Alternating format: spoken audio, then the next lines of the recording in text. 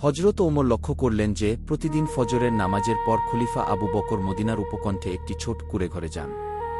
তিনি সেখানে কিছুক্ষণ অবস্থান করেন এবং তারপর ফিরে আসেন। ওমর কৌতূহলী হলেন। তিনি ভাবলেন, ইসলামের খলিফা প্রতিদিন ভোরে এই সাধারণ ঘরে কেন যান? সেখানে কি আছে? একদিন কৌতূহল দমাতে না পেরে ওমর লুকিয়ে সেই ঘরের কাছে গেলেন। আবু বকর ঘর থেকে বেরিয়ে যাওয়ার পর ওমর ভেতরে ঢুকলেন। তিনি দেখলেন ভেতরে একজন অন্ধ ও বৃদ্ধা মহিলা বসে আছেন। মহিলাটি একাকী এবং খুবই অসহায়। ওমর মহিলাটিকে জিজ্ঞেস করলেন, হে আল্লাহর বান্দী, এই যে লোকটি একটু আগে আপনার ঘর থেকে বের হয়ে গেলেন, তিনি এখানে কেন আসেন?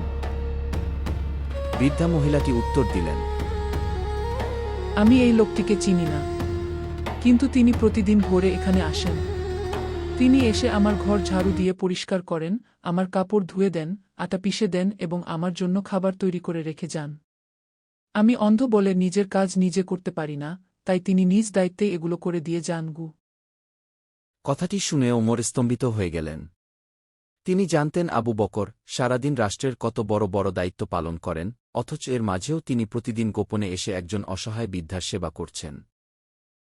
ওমর তখন চোখের পানি ফেলে বললেন, হে আবু বকর, আপনার পরে যারা খলিফা হবে তাদের জন্য আপনি এক কঠিন আদর্শ রেখে যাচ্ছেন। আপনার মতো হওয়া তো অনেক কঠিন।